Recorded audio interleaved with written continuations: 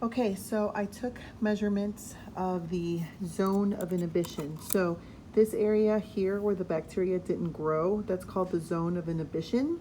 And we measure that in millimeters. And so I measured that for this one and this one. Technically, that isn't a zone, so we don't really measure that.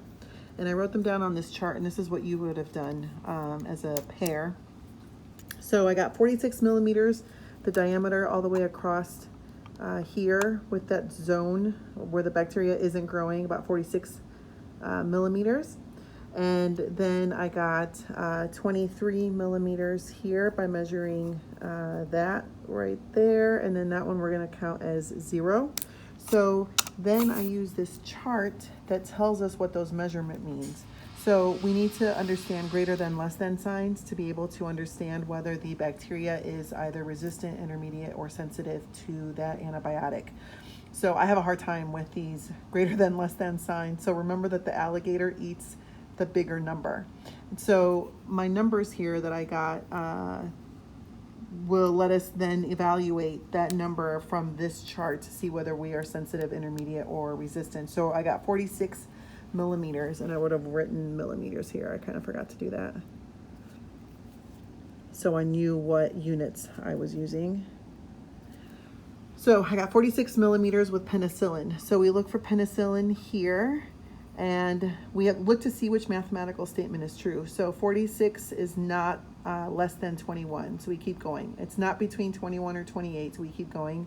But 46 millimeters is greater than 28 millimeters, so that means it's sensitive. So that's why here I wrote S. That means that that bacteria, Staph aureus, is sensitive to penicillin G. And then let's look at the kanamycin. So kanamycin here, we got a number of 23. So 23 is not smaller than 14, so that's not true. It's not between 14 and 17, but it is greater than 17, so it's sensitive again. So that's why I wrote 23 millimeters equals S here. The polymyxin B, the PB right here, there was no real zone of inhibition there, so it's always automatically 0 millimeters, and that automatically qualifies it as resistant. So that means the bacteria is resistant to that antibiotic.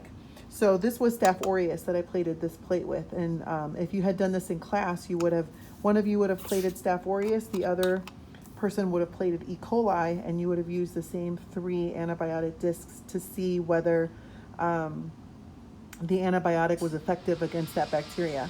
So if you notice here, we've got gram-positive inhibitors, gram-negative inhibitors, and broad-spectrum inhibitors. Staph aureus is a gram-positive bacteria. So we expect a gram-positive inhibitor to inhibit it, to keep it from growing, and it did. We don't expect a gram-negative inhibitor to prevent it from growing, and it didn't. And we expect that maybe a broad spectrum that could kill either gram-positive or gram-negative bacteria, or both, could have been effective against it, and it was. And so we would have seen the same, if they acted the same way against E. coli, which we would expect that they don't, because E. coli is a gram-negative bacteria. So that was the Kirby Bauer method antibiotic sensitivity testing that you would have done, but now you can see how it is performed.